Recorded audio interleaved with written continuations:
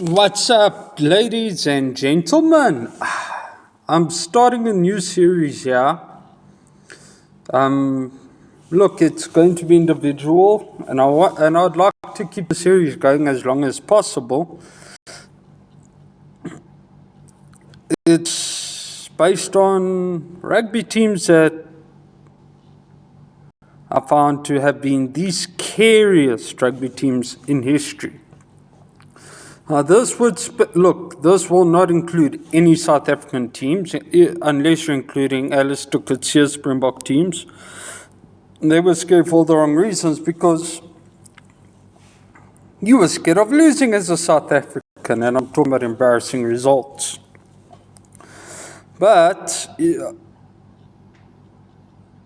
this list, in my opinion, wouldn't be right if I didn't start off with the 2000s All Blacks combined with the 2010 to 2018 All Black team. Now, if you look at the Kiwis, okay, the All Blacks, every single All Black team that you find is a scary team. I mean, there's so much history behind the All Blacks. I mean, the All Blacks are a great rugby team. The All Blacks and Springboks, I feel, are...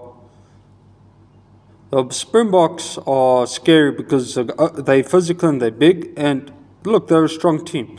The All Blacks, on the other hand, they're scary because they're skills and beautiful rugby. Okay, now I'm going to start this off with the Graham Henry era. Now, in the 2000s, yes, the All Blacks lost the quarterfinal of the 2007 World Cup to France and all those things. But I'm going to start this off, particularly from the 2004.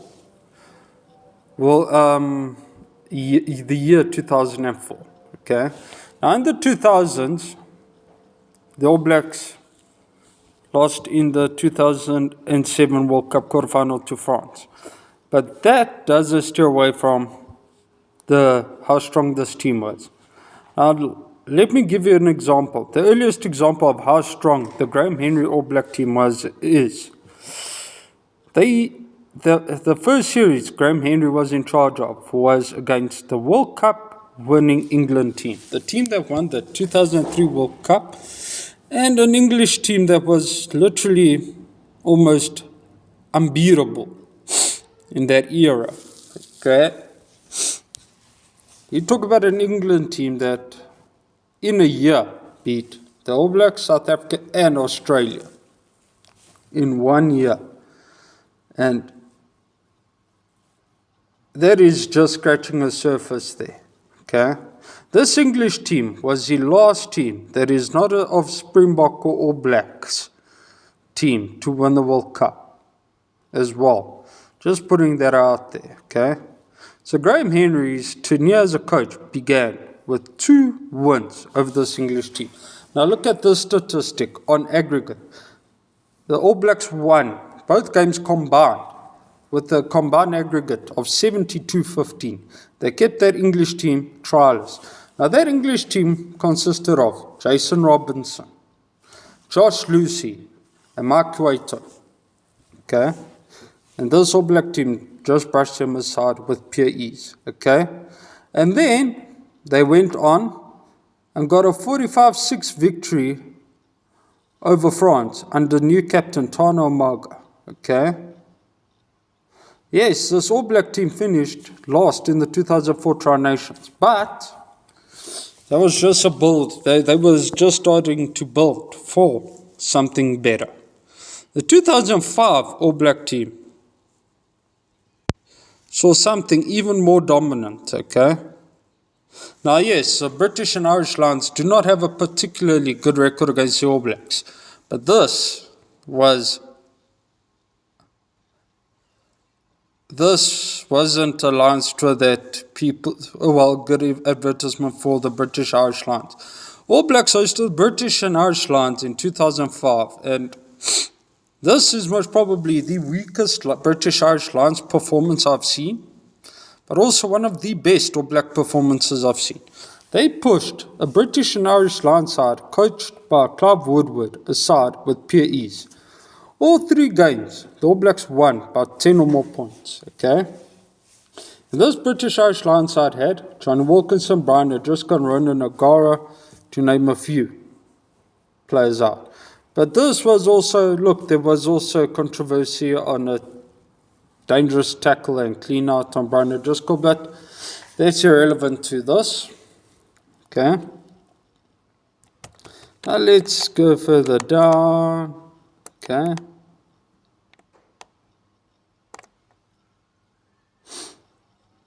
We go to the 2007 World Cup where obviously, look, that infamous but controversial quarterfinal exit. Controversial because I believe there was a forward pass that wasn't given forward that actually got the French the win.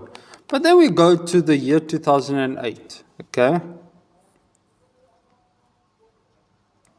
In this year, okay, yes, the All Blacks suffered their first ever defeat to the Springboks in Dunedin. Okay, and they lost to the Aussies. But then they came back and they beat the All Blacks 19-0 at Newlands.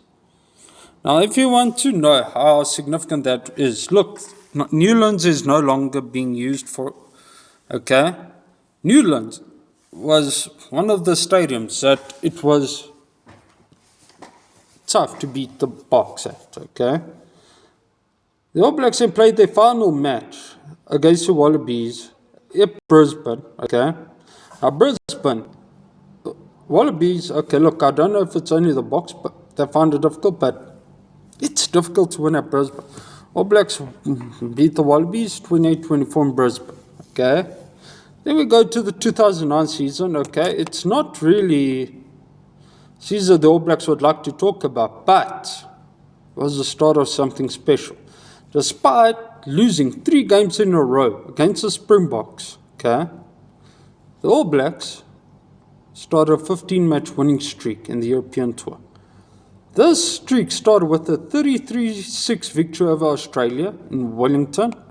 In 2010, the All Blacks won at the Tri-Nations for a 10th time, okay, with 3 consecutive victories over the Springboks, and they won the Bledisloe Cup after consecutive victories over the Wallabies, and an undefeated streak in tests that began in 2009. They reached 15 matches, okay.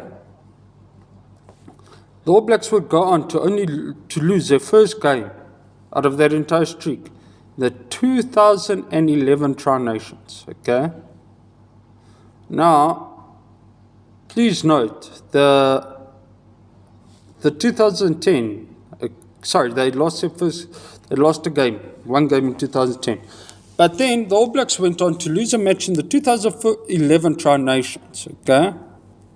But it was a second string All Black side that lost to the Wallabies and the Boks, okay? Then the All Blacks went through the World Cup. Now they're hosting the World Cup, okay? They went through the pool stages undefeated, okay? Which includes wins over France, by the way, a team that they played in the final, okay? Then they scored 1 try and a penalty and narrowly beat France 8-7 in the World Cup final. Henry stepped down as a coach and out came Steve Hansen. Now, okay, this isn't even scratching the surface, okay? This team is still growing up. Now, this is where the All Black team gets really scary, okay? In the Steve Hansen era, okay, Steve Hansen's first year in charge, as Tri-Nations was expanded in the year 2012 to 4 teams. And it included Argentina, okay? First couple of years, All Blacks went undefeated through the Rugby Championship, including 2030, where they went through the entire season. The first team in the professional era to go undefeated for an entire year. Now, that's professional era talk. There's also something. Now this is how great All Black rugby history is. The All Blacks has the longest undefeated streak ever.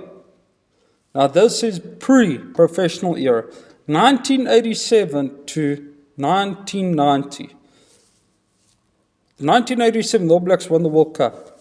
Okay, from 1987 to 1990, the All Blacks were undefeated. By the way, trivia fact. But that is for another video. Okay. Steve Hanson's era, the Tri Nations was expanded to 4 teams. Okay. In 2013, the All Blacks went through that entire calendar year undefeated. Okay. First team in professional era to achieve 100% win record in a calendar year. Okay. At the 2014 Rugby Championship, the All Blacks had one of their worst years under Steve Hansen. Okay, they drew with the Wallabies and they lost to South Africa. First loss to the Springboks in 5 years. Okay, but won the other 4 matches and they eventually won the championship. At the shortened 2015 Rugby Championship, the All Blacks, it's the first time the All Blacks didn't win a Rugby Championship. It was won by the Wallabies. But the All Blacks, still favourites to win the World Cup, went through their pool matches undefeated.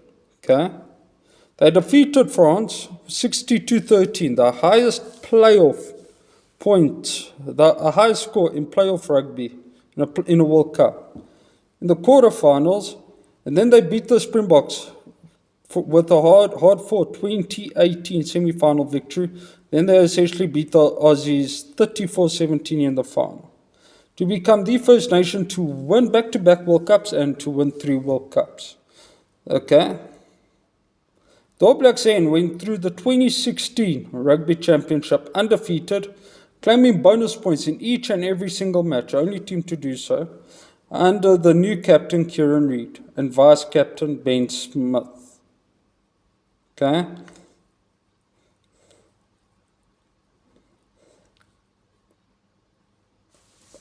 But the All Blacks then went on to lose to Ireland.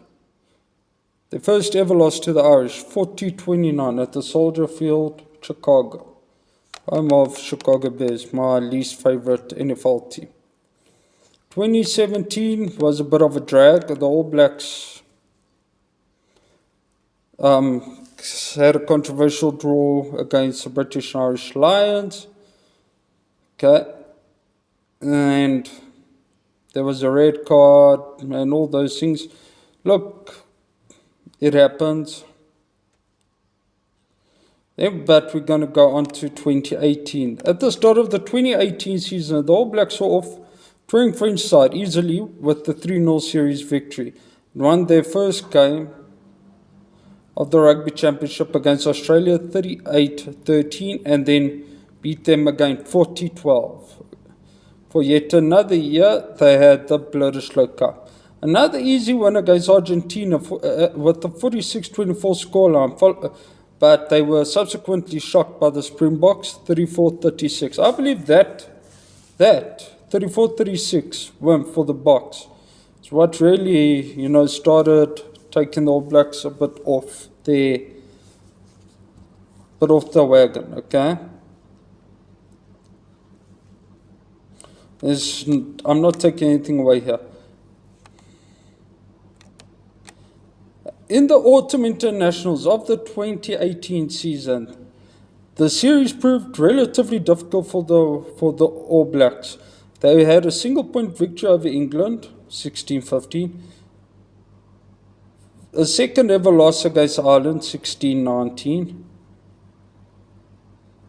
And then they went on to beat Italy 66-3. And that was... Look, I'm not going to include the year 2019 in here. Because that year 2019, I don't think it should be... It's part of another era. But as I said, it's always scary to play the All Blacks. They're a strong side. a team full of history. You know, I would like to go into more of the rugby history, particularly with the All Blacks and with the Springboks as well. Look, as I said, this series I'm not going to include any Springbok teams, because I am a South African, and to me, I don't want to be biased, if you get what I'm saying. But please, guys, please let me know what you think in the comment section. Give me suggestions, and do not forget to subscribe to my channel and like the video if you enjoyed it. Thanks, guys. Cheers.